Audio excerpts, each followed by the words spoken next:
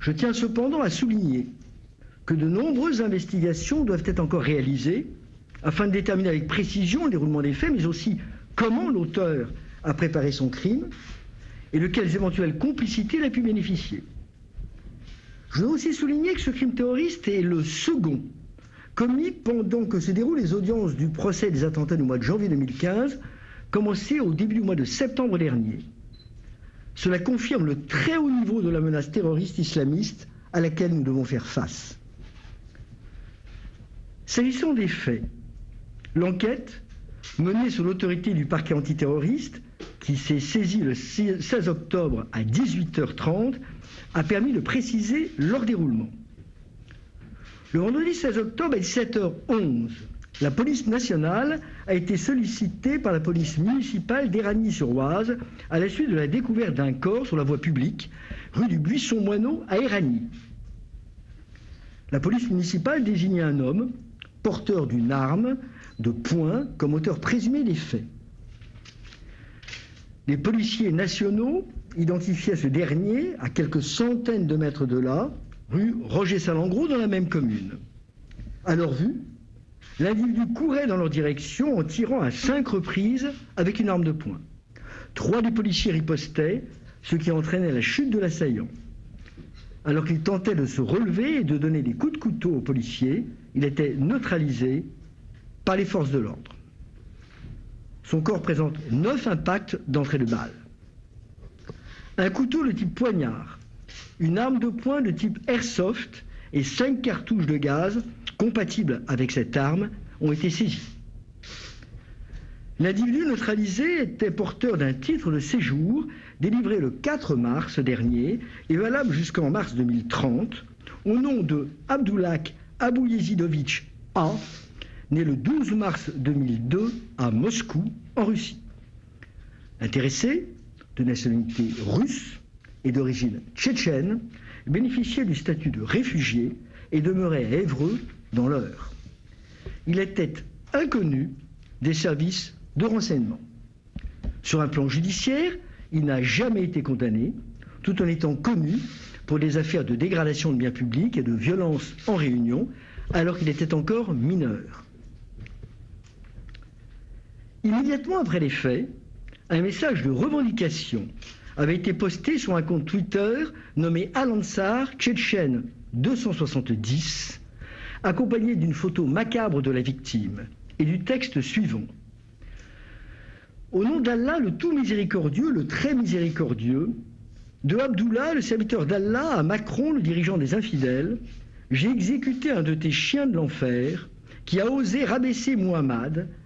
Calme ses semblables avant qu'on ne vous inflige un dur châtiment.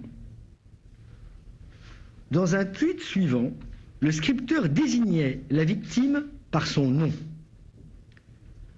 Les investigations ont pu confirmer qu'il s'agissait bien d'un compte appartenant à l'auteur des faits. La victime est un professeur d'histoire-géographie du collège du Bois-Nôle, situé à Conflans-Sainte-Honorine, à proximité immédiate du lieu des faits. Il était âgé de 47 ans. Cet enseignant se trouvait sur le chemin le menant de son lieu de travail vers son domicile, également situé à proximité, lorsqu'il a été attaqué avec une arme blanche. Il présentait de multiples plaies à la tête, aux membres supérieurs et à l'abdomen, et il avait été décapité. Un second couteau d'une longueur totale de 35 cm, ensanglanté, était découvert à une trentaine de mètres du lieu du crime. Au regard de ces éléments, et compte tenu de la nature des faits, du contexte de leur réalisation, du mode opératoire et de la revendication, le parquet national antiterroriste s'est saisi et a ouvert une enquête de flagrance des chefs d'assassinat en relation avec une entreprise terroriste, d'association de malfaiteurs en vue de commettre des crimes d'atteinte aux personnes, confiés conjointement à la direction centrale de la police judiciaire et à la direction générale de la sécurité intérieure, étant précisé que la sous-direction antiterroriste a été désignée comme service coordonnateur. S'agissant du contexte à présent, les premières investigations ont permis d'établir que, début octobre, la victime avait, lors d'un enseignement d'instruction morale et civique dispensé à une classe de 4e, évoquait la liberté d'expression, thème s'inscrivant dans le programme officiel de l'éducation nationale. Un débat avait été ainsi organisé autour de la publication des caricatures de Mahomet par le journal satirique Charlie Hebdo et de l'opportunité de leur publication. Dès le 7 octobre au soir, le père de l'une des élèves publiait sur son compte Facebook un récit des faits faisant état de la diffusion d'une image du prophète nu et un appel à la mobilisation contre l'enseignant en vue de son exclusion. Il mentionnait aussi son propre numéro de téléphone. Quelques minutes plus tard, il exhortait ses lecteurs à écrire au collectif contre l'islamophobie en France, à l'inspection académique, au ministre de l'Éducation nationale ou au président de la République. Le 8 octobre, en fin de matinée, le père de l'élève, accompagné d'un second individu, se présentait au collège du Bois d'Aulne où ils étaient reçus par la principale de l'établissement. Celle-ci tentait en vain d'apaiser les choses, alors que les deux hommes exigeaient avec virulence le renvoi du professeur, sous peine de mobilisation et de manifestation. Le même jour, en soirée, le même parent d'élève publiait une vidéo accompagnée d'un texte sur son compte Facebook dans laquelle il désignait cette fois nommément le professeur, donnait l'adresse du collège et incitait, je le cite, à dire stop. Un peu plus tard, cet individu se présentait au commissariat de police de Conflans-Sainte-Honorine, accompagné de sa fille, afin de déposer plainte pour diffusion d'images pornographiques. Dans son audition, cette jeune fille visait l'une des caricatures parues dans le journal Charlie Hebdo et indiquait que cet enseignant, préalablement à son exposé, avait demandé aux élèves musulmans de lever la main et de sortir. Elle précisait avoir été exclue 2 jours à la demande du professeur. Une enquête était ouverte à la suite de cette plainte et le 12 octobre, le professeur était entendu. Il décrivait à cette occasion le déroulé de son exposé dont il remettait une copie. Il contestait énergiquement avoir demandé aux élèves musulmans de s'identifier et de sortir de la classe. En revanche, il précisait avoir pris soin, avant de montrer certains des dessins concernés, de proposer à ses élèves de ne pas les regarder, dans l'hypothèse où il pourrait être heurté par ceux-ci. Faisant état de la vidéo publiée par le père de l'élève, cet enseignant déposait plainte à son tour du chef de diffamation publique.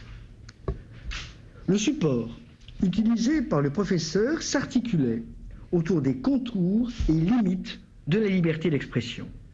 Il montrait, à titre d'exemple, 2 des caricatures publiées par Charlie Hebdo. Il s'agissait, pour la première, de la une du journal satirique au lendemain de l'attentat du 7 janvier 2015 et, pour la seconde, d'un dessin représentant le prophète nu et accroupi, légendé Mahomet, une étoile est née. Le 12 octobre, une seconde vidéo de 10 minutes, intitulée « L'islam et le prophète insultés dans un collège public », était publiée sur YouTube. Le père de l'élève relatait à nouveau les faits. Puis sa fille était interviewée par un homme qui n'apparaissait pas à l'écran et confirmait ses déclarations livrées aux policiers. Une tierce personne précisait que le président Macron avait attisé la haine vis-à-vis des musulmans. Cet homme demandait l'exclusion de l'enseignant et menaçait de manifester devant le collège et l'inspection académique. Il s'agissait de l'homme qui avait accompagné le père de l'élève au collège lors du rendez-vous avec la principale le 8 octobre précédent. La principale du collège faisait d'ailleurs état de nombreux appels menaçants reçus par le collège à la suite de la publication des vidéos du parent d'élève. Certains parents d'élèves étaient reçus, ce qui permettait d'apaiser les tensions, à l'exception du père de la plaignante qui refusait de rencontrer l'enseignant.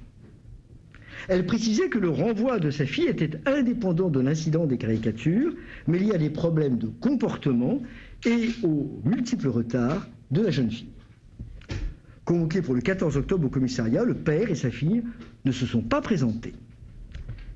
Selon les premiers témoignages, l'auteur des faits se trouvait devant le collège durant l'après-midi. Il avait sollicité des élèves afin de lui désigner la future victime. La première exploitation de son téléphone, saisi à proximité de son corps, a permis de retrouver dans le bloc-notes le texte de la revendication, enregistré à 12h17, ainsi que la photographie de la victime décédée, horodatée à 16h57.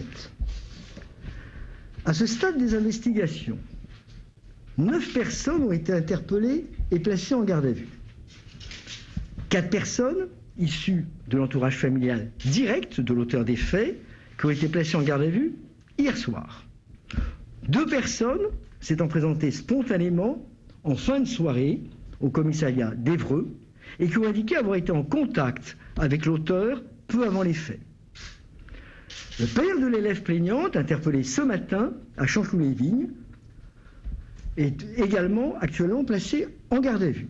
Il faut préciser que la demi-sœur de cet homme avait rejoint l'organisation État islamique en 2014 en Syrie et qu'elle fait, à ce titre, l'objet d'un mandat de recherche par un juge d'instruction antiterroriste. Enfin, dernière personne actuellement placée en garde à vue, l'homme apparaissant sur la vidéo publiée le 12 octobre ayant accompagné le père de l'élève au collège, ainsi que sa compagne, qui ont été interpellés ce matin à Évry. Cet homme est d'ailleurs connu des services de renseignement. Les investigations se poursuivent maintenant et à présent aux fins de préciser l'emploi du temps de l'auteur dans les jours qui ont précédé les faits. Elles ont également pour finalité de déterminer le déroulement exact du crime. Et enfin, elles auront pour objet d'établir l'implication des personnes gardées à vue ainsi que de toute autre personne complice ou impliquée à un titre ou à un autre dans les faits. Mesdames et messieurs, je vous remercie de votre attention. Je ne répondrai pas à des questions aujourd'hui qui pourraient être posées, compte tenu de la nature très récente des faits, qui ne me permet pas d'avancer plus en avant, sous peine de risquer de nuire à ces investigations. Je vous remercie encore. Au revoir.